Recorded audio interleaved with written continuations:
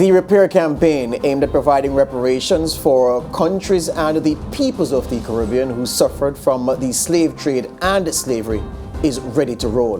The man leading that campaign is the founder and chairman of the Digicel group, Denis. He joins me today to talk about the design of that campaign and about his personal mission to turn activism for reparations into results. Denis, thank you for joining me today. Thank you very much for having me. Great. The repair campaign, what is at the fundamental part of this campaign? Well, for many years traveling in the region, and also, Digicel has operations in 25 countries. I've been meeting and talking to people, particularly prime ministers and political leaders. And, one of the things that they've always raised with me is the whole thing about the injustice of slavery, and then there was never any compensation or no apology as such for slavery. And, this is kind of festered in the back of my head for many years. And, it's when I wrote a speech to be given at Oxford a few months ago or 6 months ago, I did an awful lot more research about slavery and then the injustices and basically the indelible mark that is left on the Caribbean. And I decided to do something about it. Now, I realize that there are many people all over the Caribbean who have also written on this, and there's some incredibly knowledgeable people in this area. Sir Anthony Gifford, yes. Sir Hilary Beckles, a number of people. But the campaign that we're and it's embryonic at the moment, is one where we're not talking about trying to get every penny in compensation. For example, in Jamaica, 19 billion was paid to slave owners between 1838 and 2015. For us to seek 19 billion back from the United Kingdom, I think that is unachievable in my mind. But if we said to the United Kingdom and also the European Union, because European Union countries like France, Belgium. Holland, Belgium, all were involved. The Portuguese, the Spanish were all involved in slave trade. In fact, most of the slaves that came to Jamaica were transported by Portuguese shipping companies. So if we can involve the European Union and the British government together, where they set up a fund which would be used over a 20-year period to actually improve education here, improve health, also economic development, agriculture, fisheries, etc. And that money would be brought in over a number of years. I think that's a much more realistic target to do. And I think, the European Union now recognizes that, something has to happen. Only 2 weeks ago, Holland, which was the first country in Europe that apologized, the Prime Minister apologized for slavery. Jamaica has never, ever, or the Caribbean, got an apology from Great Britain. And I'd like to emphasize, this is not an anti-UK thing or anti-Britain. It's about persuading the morality of this and how that the countries that have been affected, and Jamaica is probably the largest country affected, how there can be recompense. Yes. When I look at what happened with the Mau Mau rebels and Lide, the legal firm that advanced their claims through the courts, and that I can see William Hague now reading the statement in the Commons about Britain agreeing to pay £19.9 million in compensation. And I said to myself, well, the court route was successful for the Mau Mau in 2013. Why not the court route? What are the shortcomings in that approach? Why you have opted to leave that aside and go this route of this repair campaign? Look, I think there are merits from a legal point of view, and certainly there are very eminent people with great legal minds who've given an opinion on this. But I think that's a very long term and it's high risk. If you lose the case, well, then you're starting all over again. So I think the legal route is not one that I think we should pursue. I'm trying to build a coalition of support within the Caribbean. I have the support of 3 prime ministers. We're completely aligned in terms of the 10-point plan of the CARICOM on reparations. And I'm talking to the leadership of the whole reparations movement all over the Caribbean and getting their imprimatur and their their help, but also their advice as well on this campaign. And on top of that, then obviously we have key people that we've hired to lead the campaign, professional people Yes. who know how to lobby, how to come up with very clear communications messages. So I think, you know, if you take the European Union has grown to 28 members. And when they bring in a country like Romania or Ireland in 1973, they provide that country with grant aid to bring it up to the same level as Germany, France and Holland economically. So there's kind of a tilt upwards. And the way they do that is by focusing on education, health, economic development and also investment in modernising agriculture and fisheries. So that Ireland in 1973 was one of the poorest countries in Europe, but within 20 years they came up to an average level of the European Union, became a wealthier country. Yes. So there is a model here, it's tried and tested. You know, when the European Union gave these grants to Ireland on the Regional Development Fund, it was all audited. It didn't go into the central government coffers. It was targeted investment into key areas that helped the economy and grew our economy and modernised our economy. Yes. So I would see the same situation, say, for Jamaica, but also all the other countries, Antigua, Barbados, St. Vincent, all these other countries that were equally affected. And we are trying to quantify what is a realistic amount of money and a fair amount of money, a quantum, that each of these countries would receive over 20, 25 years.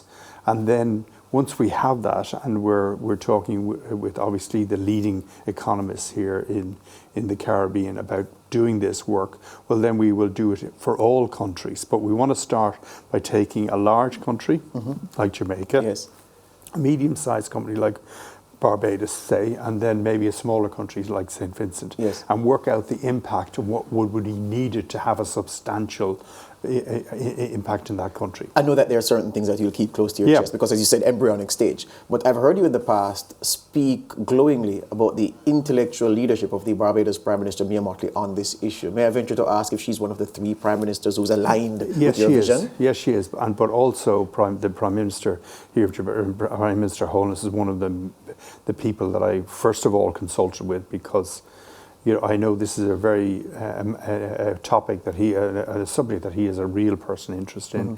So I've met him on a number of occasions to ask him his advice on how this could be put together. Same with Prime Minister Mottley, same with Prime Minister Ralph Gonsalves as well in St. Vincent. But I can't go to all countries. I'm trying to just get a template and a model that might work, and then to get the buy-in of all the political leaders and the whole of CARICOM. So this is at a very early level. So, you know, we need people to come with us, but also to help us define what we're seeking. Yes, you speak about the availability of templates to guide the process. And I have to ask then, what use, if any, is the April 10, 1998 Good Friday Agreement and the people who negotiated that, who could perhaps lend some guidance to this process? I think we're going to get an awful lot of support in the UK. You know, even if you look at the recent visit by members of the royal family here, I think that, you know, the royal family have actually taken the first steps to say that this was wrong. This is a very dark period of history. And if you land in Heathrow today and you drive into London through West London, all the buildings, the universities, you know, all these magnificent monuments are all paid for by slavery. So, you know, you just can't rule that out of, you know, history as such and say we got there on our own. Basically, 40% of Britain's GDP in the 1830s was because of slavery. So if you have free labour, you can build a hell of a country on the back of that, and that's what happened. So, you know, unfortunately, that if they apologise, they feel that is the opening of the dike as such. But if they apologise and say, look, let's be realistic here, we won't give you the 19 billion back, Jamaica, but we will provide funding with the European Union, because their member states were equally culpable. And on a long-term basis, that's going to transform the economy of Jamaica. When Jamaica got its independence in 1962, they were thrown the keys by the United Kingdom, but the cupboard was bare. Yes. So if you look at Jamaica, all the economic development and social development has been using borrowed money in the international markets. And, you know, that has slowed the economic development. So if Jamaica grows at 2.5% this year, you know, if you had proper funding that is grant aided funding, that could become 5. Yes. Okay, and it would become a more knowledge-based economy. So there is a lot of things to play here that will come about if this happens. Yes. Lastly, I know that two people who, based on the history and your comments about them, have impacted and shaped your life. Yeah. Talking about O'Connell back in the day and Lord Sligo. Yes. And two Irishmen who did a lot for the advancement of the interests and the welfare of slaves. This mission that you're undertaking, are you hoping to make a mark in this small way, in the way that Lord Sligo and O'Connell did so many years ago? Look, you know, I have a great love for Jamaica. I have a love for the Caribbean, and I've been very fortunate to be able to invest in this region. And, you know, I think this is a particular issue that needs to be dealt with. I'm not saying that this is going to be easy. This is going to be a 2, 3, 5-year campaign. But I think if we can bring everybody together into a big church and all have an agreement on what we're looking for, I think that can have a significant impact. So, you know, it may be my successors, you know, whoever that person is, maybe will keep the work going. But I think the first thing is we need a united front. I think we need strong political leadership, and we already have that with your own Prime Minister here in Jamaica, who's been absolutely brilliant. And also Sir Anthony Gifford, Sir Hilary Beckles, people like that, and also the Council for Reparations. You know, there's a coalition here, but I think we need to say, well, what are we asking for? If we ask for everything that was taken away, the 19 billion, you know, given to slave owners back, I don't think we're going to get there. So we need to come up with something that is realistic, but also very fair, but also transformative from an economic development point of view and a social economic development point. Excellent. And, you know, if you take Jamaica today, the strides that Jamaica has made in the last 5-7 years has been amazing. And, you know, the fact that the debt to GDP has come in from 130% now to 94-96% despite COVID is absolutely, you know, so there's a real base there to move Jamaica into a knowledge-based economy, and I think that's going to happen. Excellent. You speak of a broad church. I think of my favourite British parliamentarian, Jacob Rees-Mogg from Somerset North East. Thank you very much for your time, Dennis. All the best to you. Thank you very much. Thank you. Good. That's the first segment of the conversation. Back with more after these.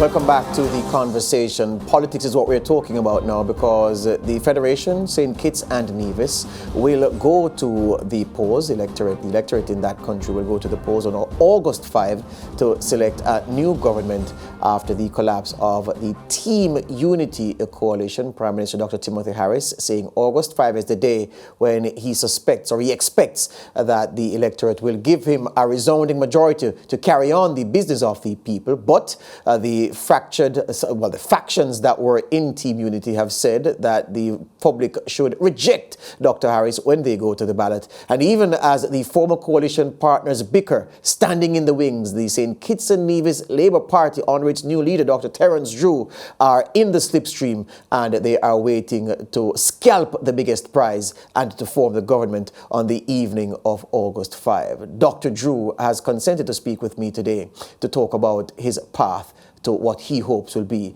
a resounding victory. Dr. Drew, welcome to the conversation, sir.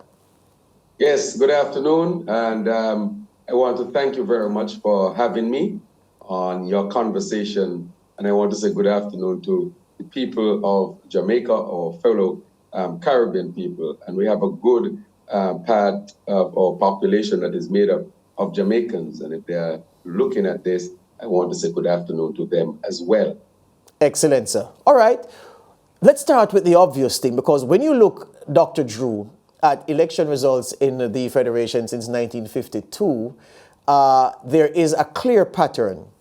The voters in St. Kitts and Nevis usually give parties multiple terms in office. So they say, all right, so maybe you didn't get everything right this cycle, give you another chance. Because if you draw a line, St. Kitts Nevis and Gwilla Labour Party won from 1952 to 1980. You got independence in 1983. The People's Action Movement got 3 consecutive terms after independence. Then it is the turn of your party. You got 4 consecutive terms, and then the team unit the last time. What gives you the confidence that you will be in a position for your party to return to office after your 4-year win streak was broken? Right. So I see that you are very versed in our local politics. I just want to say I'm in the field working, and so I have decided to speak. I would say that the St. Kitts Nevis Labour Party is always the most popular in terms of its popular vote. We are always in the runnings to form the government. In 2015, the other parties all came together to fight against the St. Kitts Nevis Labour Party in that elections, and they were successful.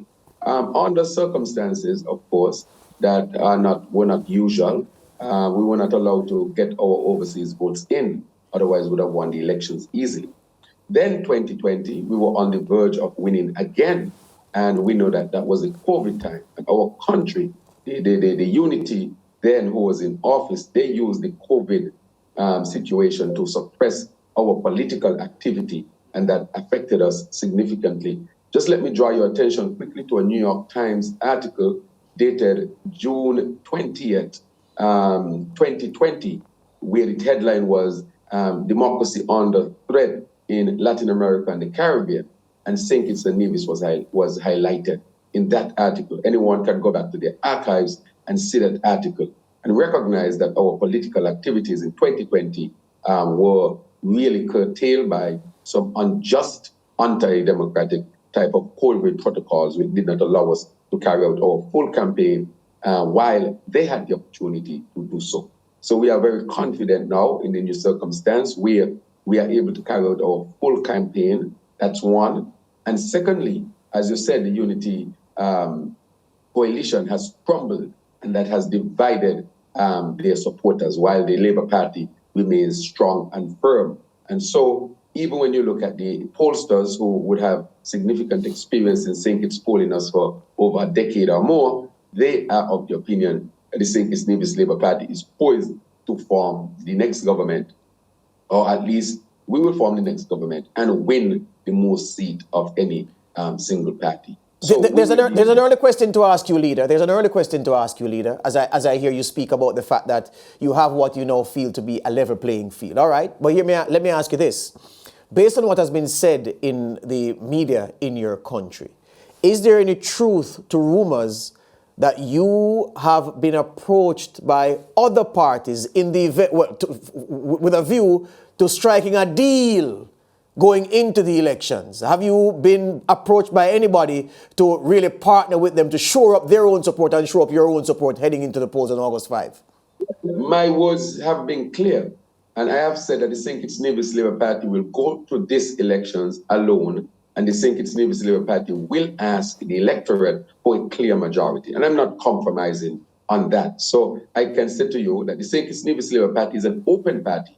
We will invite and sit with others, but we have not struck any deal, and we would not strike any deal before the elections. The elections and will determine our course of action, but that course will take place after. But right now, we are concentrating on getting a clear majority of seats to form a government, and we are saying also that we are the only party that can do that. Right. So that is our position.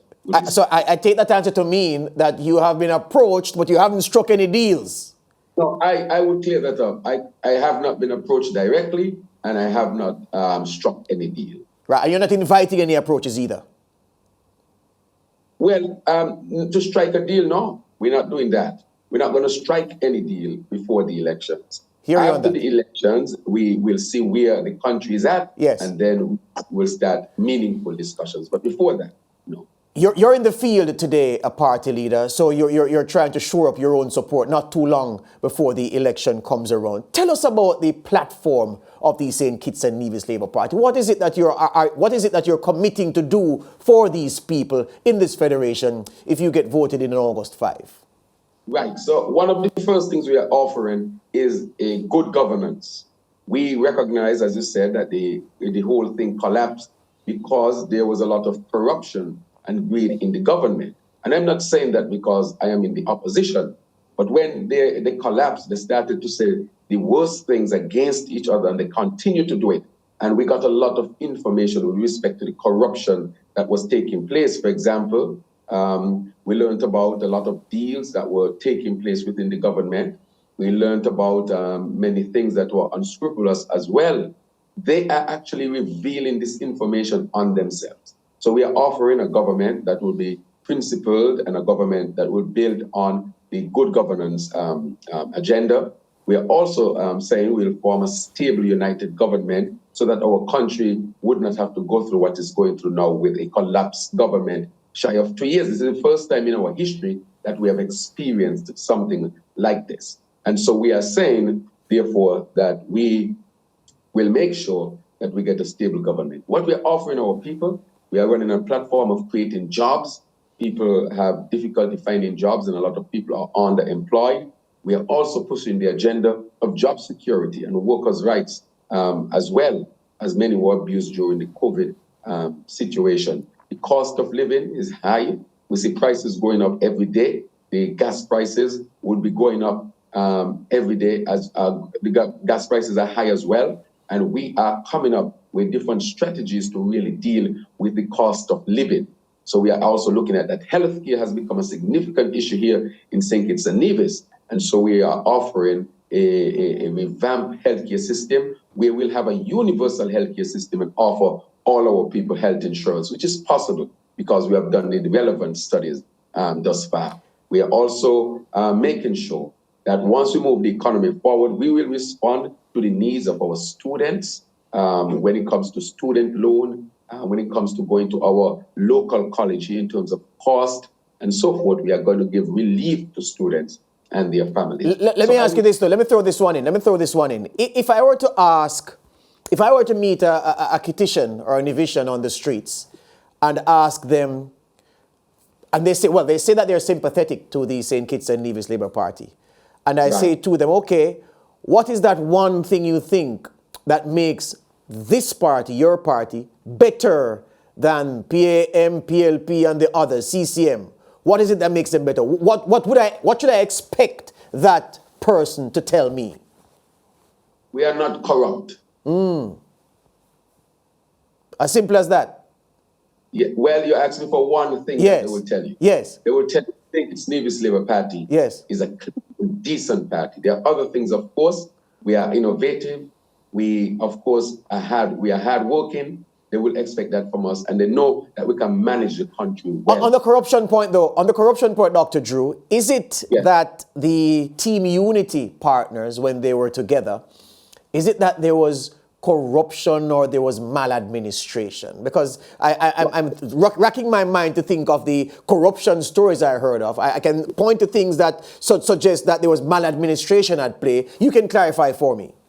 Yes, let me clarify. For example, you can go to the Eastern Caribbean courts, and they are the High Court, especially of the OECS, and there are two cases there where two members of the Unity, Jonel Powell and Lindsey Grant, they were found guilty in a civil matter in the High Court for misappropriation of clients' funds as lawyers, and they are supposed to be brought for prosecution, and to date, the prosecutor has not brought them to justice. Those are court cases. Those are not things just being swirled around. So you can actually go to the court and get that record. The other thing is, and they are from the PAM faction, from the PLP faction, where the Prime Minister comes from, he actually was witness in a case of bribery that took place in Great Britain. There was this investor by the name of Peter Birdie, whose phone was tapped by the English authorities. And they found he had a discussion with our prime minister where they discussed personal gifts to the prime minister. He wanted expensive watch and shoes and after parties. And this information was used to convict Peter Verdi, and he was convicted recently, or this year for sure. And so you can also look in the British legal system and extract this information. There was a case here of a scandal, herpes scandal. You can also look at that where our country facilitated an unscrupulous type of herpes study here that had to be shut down as soon as it was found out. The other thing was there was a stem cell also research that was going on here also at our hospital, which had to be shut down because, again, of what took place there. So these are actual cases that you can research. These are not what, and these are some of the things that have led to the collapse of a government. Anytime you have a coalition collapse, one has to dig why. And they keep saying, for example, the deputy prime minister in his ministry built a hut. The hut is roughly $30,000, $40,000. He was overpriced to the tune of $250,000. When he was asked, he said he knew nothing about it. These are the serious things that are swirling here in our country. And so these are independent things that you yourself can research. Yeah, hear you on that. Hold the line for me, party leader. We're going to take a quick break and come back with our final segment with you. Stay where you are. Speaking with the leader of the St. Kitts and Nevis Labour Party, Dr. Terence Drew. He's leading his party into elections on August 5. He's asked the electorate to give him and his party an absolute mandate. He wants a resounding victory. He doesn't want to partner with anybody because he says there are matters of state that need to be straightened out. Much more from him after this break.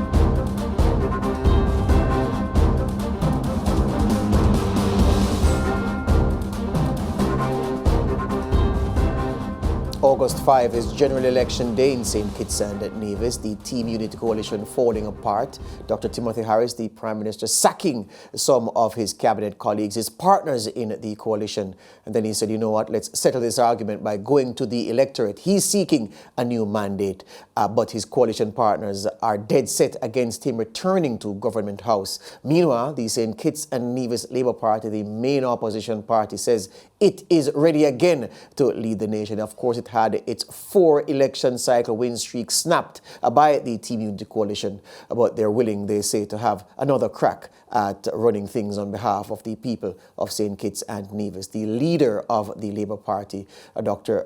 Terence Drew, is with me at this moment. Dr. Drew, welcome back to the conversation, sir.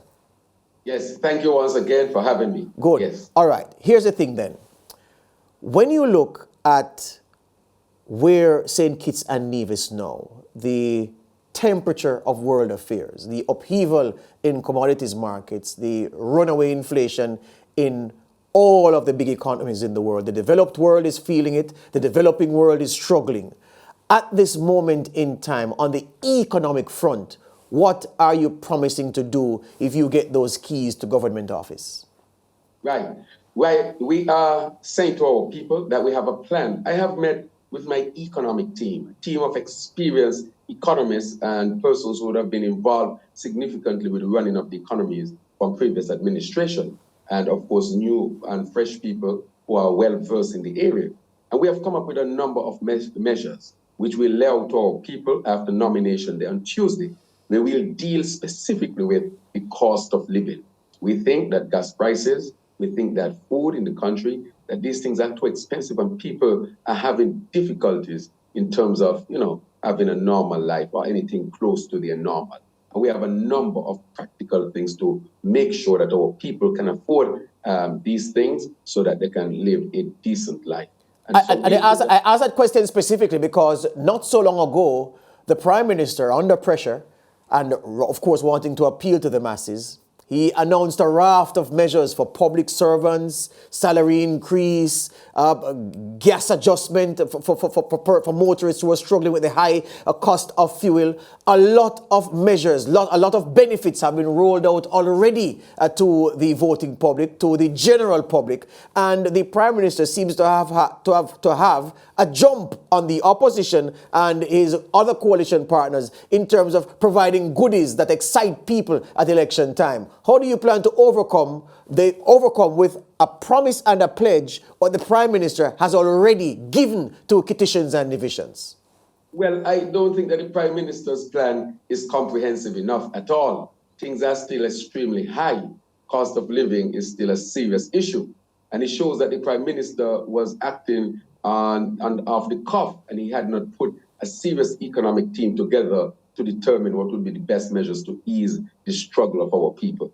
And recognizing that, there's a lot of room for sound economic policy that would help to bring down the cost of living for our people. And so we are excited about our plan. It is a practical plan, and it will bring real relief to our people. The Prime Minister's plan, you can see, is not comprehensive. It was not properly thought out. He just threw things out there because, as you would have suggested, he wanted to get ahead of the game, but I think he has fallen woefully short. And so we will lay out our plan of how we're going to deal with the cost of living. And if you see me smiling, it is because it is a good plan, and our people will, of course, buy into it. Why? I hear trust Labour Party. I hear you on that. All right, so you'll make the big reveal after nomination day, you say. All right, no problem. But just tease something for me, Dr. Drew. Yeah. As equally as important for me as an economic plan is the funding of that plan. Is there the fiscal space right now in St. Kitts and Nevis to fund the plan that you've crafted? Will you have to bring new money into the system? And new money, of course, being loans from overseas, which are very expensive right now with the upheaval in financial markets. Is that the way you are going to fund the promises that you're going to pledge to implement for Kitishans and Divisions if you get into office? We're not going to need any loans. What we have come to recognize is that there was a lot of money that the last Labour administration left. We left about $1 billion within the Treasury. So we know that we left a lot of money, and we know how to generate the funds, and we'll continue to generate the funds. What's killing our system is the wanton corruption. There's a lot of corruption in the system. For example, we have a program that the government uses, a program that is called the Peace Program. And that program, we know, is not mainstream because they use it to funnel money into other places. So we know that a lot of money is being used really for corrupt practices, and we are going to cut that corruption out. Not only that, it's not always about money, but it's always many times it's about how you organize what you have. For example, if you live in your house, you have $10, you can spend your $10 in a particular way. You go to another household, they can use that money and budget it in a different way to get a different result. And that is why I've put together a very serious economic team that has looked at the situation in St. Kitts and Nevis, and it will not require us going to anywhere to get a loan. We will know how to set the policies based on what we have already to make sure that people can get at ease with Dr. Drew, when I listen to Sean Richards and Mark Brantley, both gentlemen have been here in the past in the seat where you are talking to me on this program. I get the sense from them that they will do anything within their power that is legal and ethical to prevent Dr. Timothy Harris from returning to power in any shape or form. Are you and the St. Kitts and Nevis Labour Party so vested in preventing Dr. Timothy Harris from returning to power that you would be willing to align yourself the right way, the strategic way, to prevent him from coming back to office? Well, I would say the first objective of the St. Kitts Nevis Labour Party is to form a government that is people-centered. That is our first objective, to look after the affairs of the people. That's number one. Secondly, as I've said before, the St. Kitts Nevis Labour Party is vying to have a clear majority in government. I have said before that I'm willing to speak with other after the elections. We will see where things are and who we need to speak to. but I've said clearly that I would speak to the other parties, but Dr. Timothy Harris will not be the Prime Minister of St. Kitts and Nevis again. And we will, of course, we have said that, and that is our position. He has mismanaged significantly, and therefore, to be Prime Minister again, we are saying that we will not make any attempt to make that a possibility. I appreciate the answer. Let me ask a companion question to that one, Dr. Drew. Here's the thing. Is it that you are saying to the public in the Caribbean watching this program, in your country, in mine, and elsewhere, the diaspora watching us, that your first objective, of course, is to get your party over the line with a majority to rule without assistance, without a coalition partner, but you are so convicted and convinced that Dr. Timothy Harris shouldn't have any part in the leadership of the country, that you'd be willing and you'd be satisfied with an anybody but Dr. Harris outcome to the election? Would you be willing to say that? Right. Anybody but Dr. Harris being the Prime Minister again. I am not saying that anybody else should be Prime Minister. I'm saying that the St. Kitts Nevis Labour Party should hold the Prime Ministership. But if you ask me specifically about Dr. Harris, without referring to anyone else, I am simply saying that for him to become Prime Minister again, that, of course, is not something that I will support. Young people, Dr. Drew, you were an outstanding young man and scholar. You had your medical training in Cuba. You know the path to self-actualization and excellence. But the average youth in St. Kitts and Nevis now, looking at the difficulties, the cost of education, the barriers to self-actualizing in the way that you did, what hope must they take from you in this campaign to be the country's next Prime Minister? Right. So I would say to the young people that they would be given opportunities to have jobs and stable jobs, because we will bring a number of policies, of course, to bring good jobs that will pay a minimum wage of at least 500 EC dollars. I want to also to say to our young people that we will form a small business ministry and give them the support they need to form their small businesses. For those who are in entertainment, we want to take an example from Jamaica, of course, and support them and give them that opportunity to travel locally, regionally, and to set up professional studio for them so that they can record their music and so forth. And we're going to invest in that because we have a number of potential persons who we think can reach further along in the entertainment world, not just here in St. Kitts and Nevis, but regionally. And we hope for them to get there internationally. When it comes to scholarships, we will increase the number of scholarships. Already, I have traveled to Europe and I have secured a number of significant scholarships for our young people. We will decrease the cost of student loans and those who are on high loans, high interest loans at this point in time.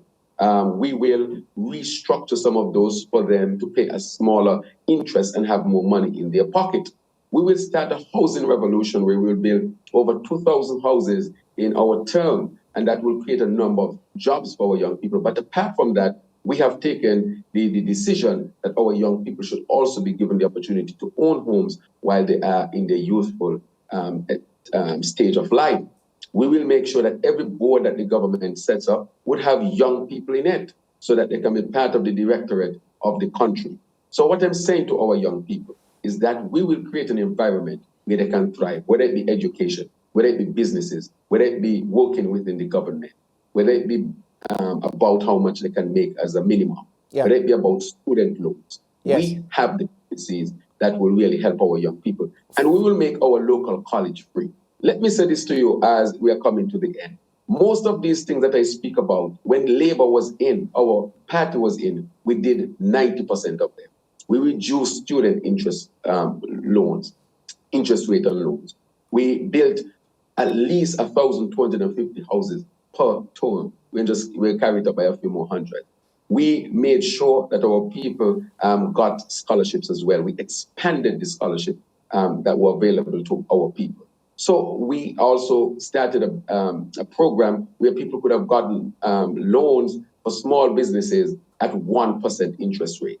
We also had a program called WISE, Women in Small Enterprise, where we gave women grants to form their small cottage businesses as well.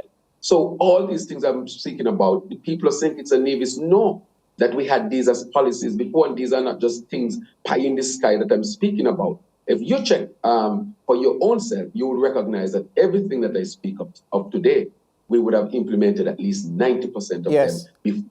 But we are saying people really need these programs, and we're going to enhance them. So these are practical things where we have experience of it. Finally, Dr. Drew, in about 30 seconds, politics worldwide is personality-driven. It's about the leader. You are the leader of this band, the St. Kitts and Nevis Labour Party. In 35 seconds, what kind of leader will you be? I will be a leader that is compassionate and caring, who believes in giving everybody a fair shot. A leader that believes in competence, innovation, trying new things that are tried on sound principles so that people can have a fair shot. So the type of leader I will be is to create an environment, a country that is corruption-free, giving our people here in St. Kitts and Nevis a fair chance to pursue their happiness. Excellent. That is the type of food I endeavored. Thank you for your time, Dr. Terence Drew. I wish you all the best on August 5. May the best team win. Thank you very much. Have a blessed one. Thank you for having me. And good afternoon to all those who are listening once again. Excellent. That's it for this segment of the conversation. Back with more after these.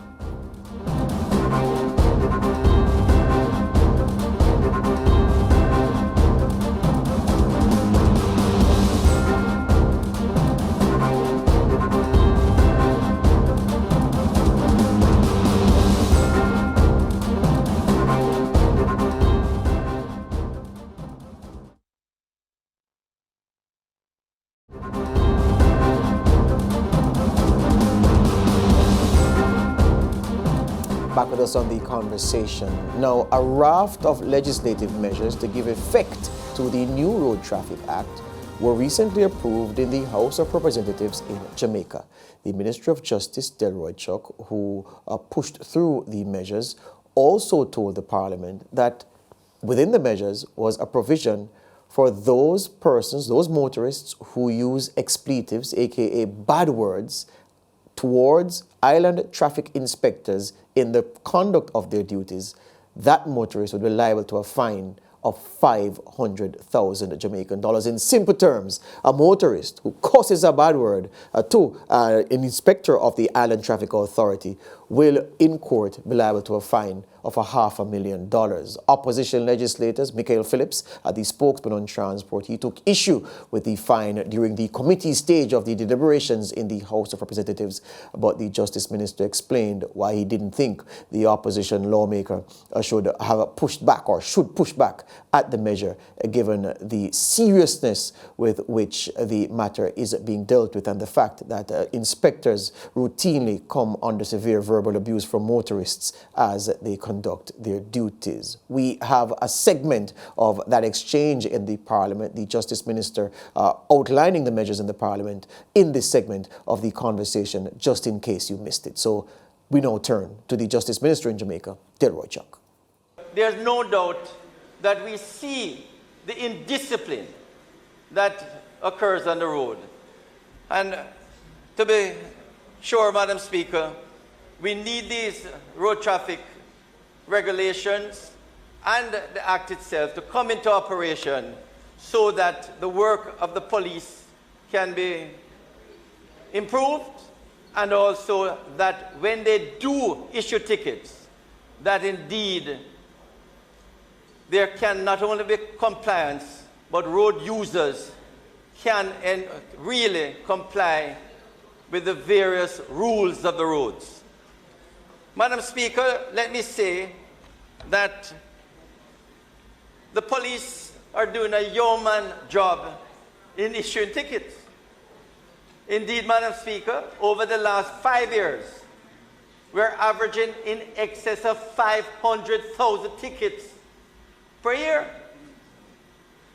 But Madam Speaker, you have some indisciplined and lawless motorists who feel that these tickets can be ignored. Because, Madam Speaker, more than half of them don't pay. They're collecting traffic tickets like confetti. And the truth, Madam Speaker, is that we in this Parliament, the government, need to respond to ensure that when the police the roads and issue tickets, that they are complied with, because, Madam Speaker, we need discipline and order on the roads. Madam Speaker, having issued an average of 500,000 tickets per year, as I indicated, less than half of the tickets are paid at the Tax Administration of Jamaica offices. Madam Speaker, an average of 282,000 of these tickets actually go to the courts, because if you fail to pay at the TAJ offices, the summons which you get, the ticket which you get, serves as a summons to come to court. And when these summons after 21 days, Madam Speaker, if it is not paid, then the payment has to be made in the parish courts or the traffic courts. 282,000 tickets on average, Madam Speaker, over the last 5 years. And of that 282,000 tickets, Madam Speaker, less than 70,000, 60,000 are actually paid. It means, Madam Speaker, over 210,000 tickets are not paid. Motorists don't turn up in the courts. And it ends up a burden on the court, because these 210,000 tickets, you have to issue warrants. Now, Madam Speaker, just consider having to write up 210,000 tickets, the warrants. And, Madam Speaker, we see the problem. But, Madam Speaker, the motorists who have not paid over the last 5 years and more, let it be noted that we have not given up. We are now, Madam Speaker, looking at electronic, not only electronic ticketing, which has started in Kingston and St. Andrew, but also to issue warrants electronically.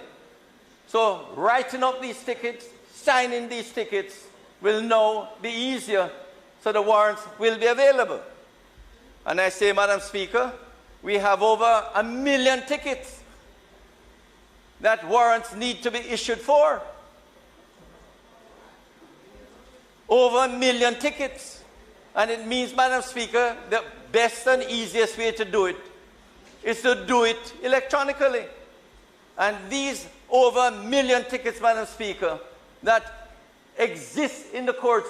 I go to the traffic courts a few weeks ago, Madam Speaker, and see room full of traffic tickets. They're green.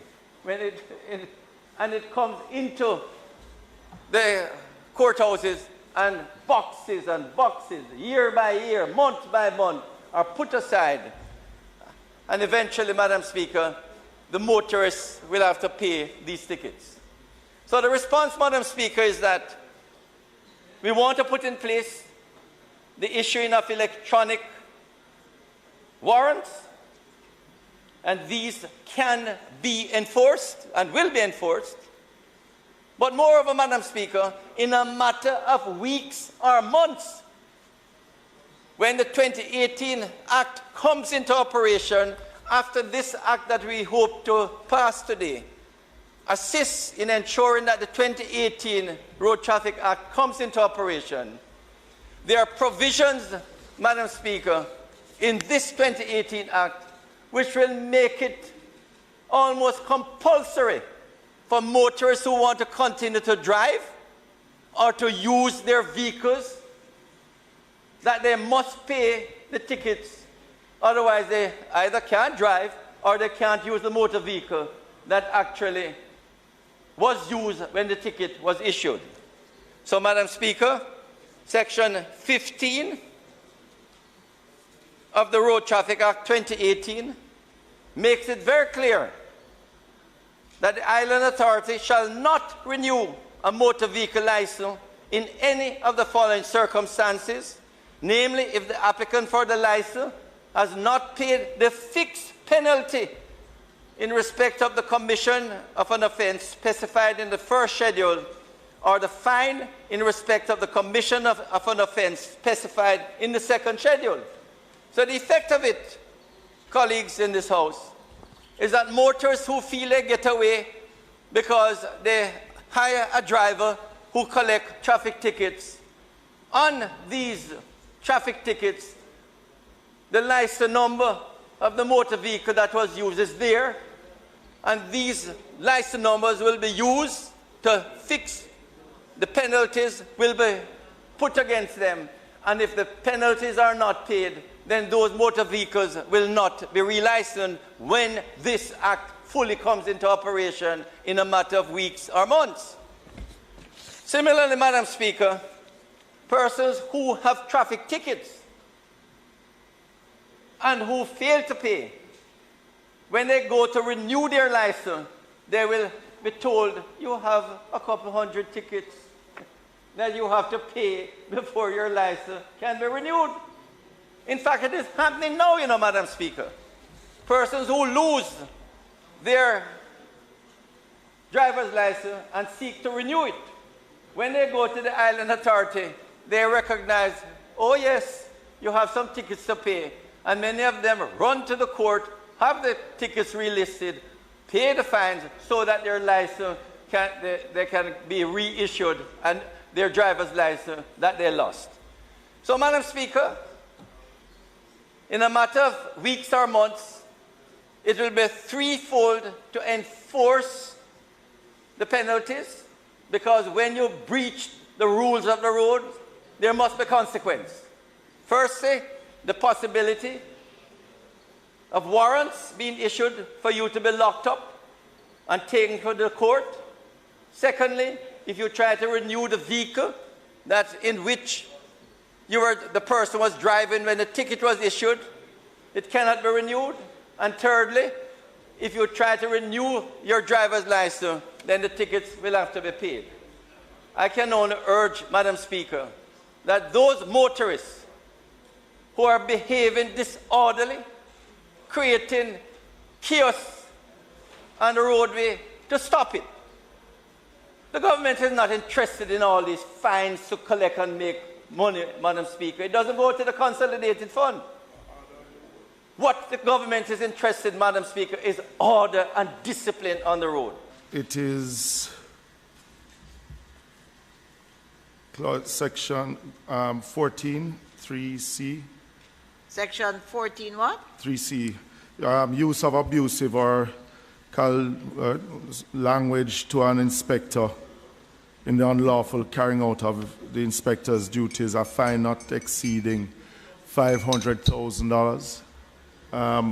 I think that in itself, just the fine itself of $500,000 is quite excessive. It is. Minister? That be reconsidered by... Is your proposal? I mean, you would have to consult with the Minister of Justice. Even if 300,000 would be, but 500,000 is, in some instances, when incited. Madam Speaker, the truth is that this is the maximum. It is meant, with due respect, my colleague, it's meant to be a deterrent. In the average where the abuse or the calumnious language is not too loud, I'm sure the judge may charge 10,000, 50,000. The truth of the matter is that the 500,000 is not only the maximum, but it's an indication that there are differing gravity in terms of the abuse and the assault. So colleague, member from Northwest Manchester, believe me, I wouldn't push it. I wouldn't push it. Leave it. It's a maximum. It's unlikely in the normal situation of a little cough that the judge is going to impose a significant fine. I understand, Minister, but I mean, when you look at other penalties in here which have to do with even forgery of documents or utilizing a plate that is not intended for, which is 150,000. And then it may well be that those should be higher. you know, but to say take it from- 500,000. Let me just say, member, the level of road rage, the level of abuse you get on the roadway nowadays, I think it's important we make the fine significantly deterrent. So I wouldn't trouble it too much. Remember, this is for you telling bad words or indecent language to an inspector. I know. Not which as you can see, is a significant disrespect to the one who's... I would keep it. I would strongly urge us to just keep it, member. Okay. So that's the Justice Minister in Jamaica, Delroy Chuck. $500,000 for a bad word. Let's hope that motorists begin to conduct themselves in a much better way when they interact with agents of the state who are trying to maintain law and order on the nation's streets. That's the conversation for this week. We have a lot of activity coming up in the next few weeks on Sportsmax, meaning that we are drawing the shutters on the program for this season. We'll be back before you miss us with more engaging, exciting, and interesting topics for you to digest right here on The Conversation.